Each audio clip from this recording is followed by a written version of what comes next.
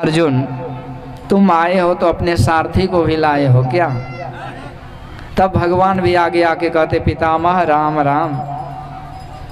अब भीष्म पितामह कहते प्रभु मैं तो आपके दर्शन के लिए ही शरीर को रोक रखा था, पर जब आप आ ही गए हो तो जब मैं शरीर छोड़ूं तब तक आप यहीं रहो।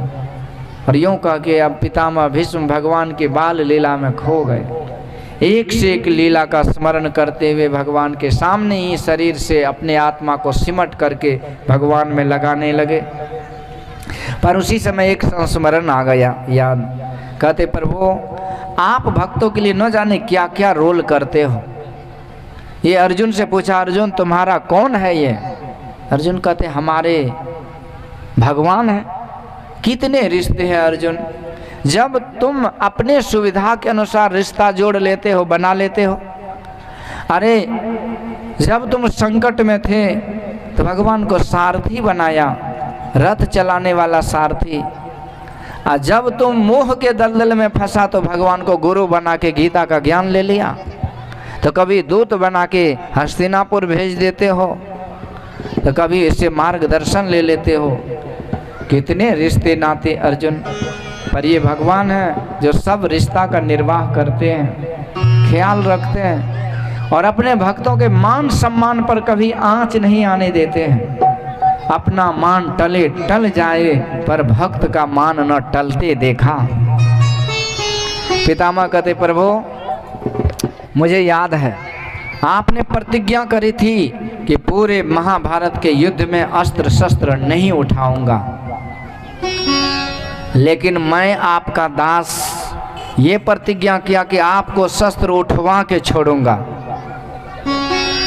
और जब एक दिन महाभारत के युद्ध में मेरा सामना अर्जुन से हुआ ना, तो मैं बाणों की ऐसी वर्षा करी कि सारे शरीर, इतनी वर्षा करी कि आपके शरीर में पूरा बाण को मैंने बिंद दिया। और आप इतने क्रोधित हुए कि आपने सुदर्शनधारी बन करके सुदर्शन लेकर के मुझे मारने के लिए दौड़ पड़े। मैं तो धन्य हो गया, अस्त्र शस्त्र छोड़ करके बोला हे गिरधर आइए और मेरा उद्धार कर दीजिए। मैं इस बात से खुश था कि आपने अपनी प्रतिज्ञा भूल गए, क्योंकि मेरा मान सम्मान को बचाने के लिए, मेरी प्रतिज्ञा को रखने के लिए आपने शस्त्र धारण कर लिया। धन्य है प्रभु, जब आप जिसको चाह लेते हैं ना बचाने के लिए, तो आप जिसके रक्षक हो जाते हैं दुनिया में उसका कोई भक्षक नहीं हो सकता। प्रभु मुझे वो भी दिन याद है। एक दिन की बात है, दुर्योधन उठपटांग बात बोलने लगा पितामह भीष्म को। बोला पितामह आप हमेशा जो है ना पक्ष तो मेरे तरफ से युद्ध करते हो, लेकिन आपका जो है ना सहानुभूति पांडवों के तरफ है, आप चाहते हो कि पांडव जीत जाए। पितामह को बड़ा क्रोध आया। दुर्योधन तुम मुझ पर ये दोषारोपण कर रहे हो, तो सुन मैं प्रतिज्ञा करता हूं। और वो 5 तीर तरकस से निकाल ले कि मैं ये भीषण प्रतिज्ञा करता हूं कि कल का सूर्यास्त वो 5 भाई पांडव देख नहीं पाएगा। अब तो खलबली मच गई पांडवों के शिविर में। बेचारी द्रौपदी छाती पीट पीट कर रोने लगी कि मेरे खुले केस का क्या होगा, मेरी प्रतिज्ञा की क्या होगी। सब दुखी हो गए। उसी समय भगवान आए, कहते देवी द्रौपदी कृष्णा तुझे रोने की जरूरत नहीं है, चलो कोई उपाय करते हैं।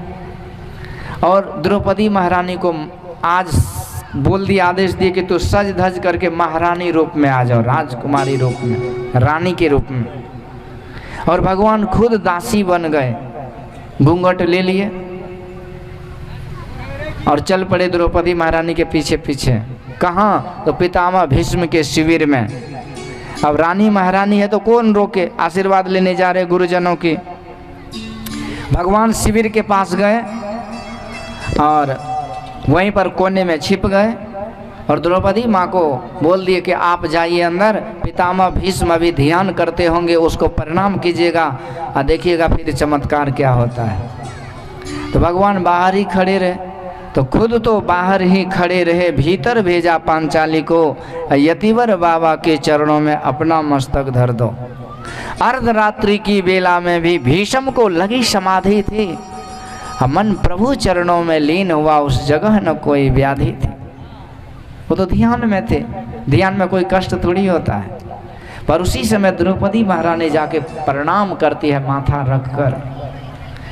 पितामह भीष्म की ध्यान टूट गई और देखा एक अबला नारी है, चरणों पर शीश झुकाती है, उसके रंगे तन की सारी सधवापन को दर्शाती है।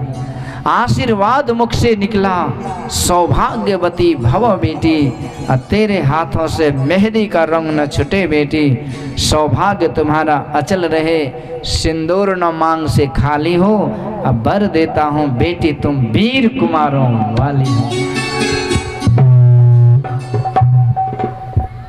वरदान दे दिए, गजब का वरदान, सौभाग्यवती भव, पुत्रवान भव, पुत्रवती भव। पर उसी समय अब द्रौपदी महारानी अपना घूंघट जो में थी ना, तो पर्दा हटा ली। अब पितामह ने जो मुखड़ा देखा तो इसका तो चेहरा ही उजड़ गया। अब तो हक्के बक्के रह गए, हे भगवान, कल मैंने कठोर प्रतिज्ञा करके इसे विधवा बनाने का संकल्प लिया, इसके पति को मारकर, और आज इस मुंह को क्या हो गया कि इसको मैंने सौभाग्यवती का आशीर्वाद दे दिया, पुत्रवती का आशीर्वाद दे दिया। अब क्या होगा, हम तो ये फंस गए दुविधा में।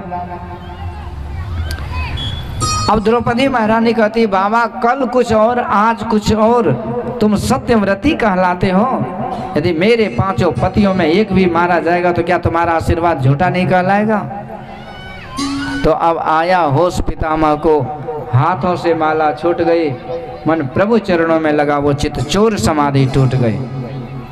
अब पितामह को होश आया, अब करें तो करें क्या।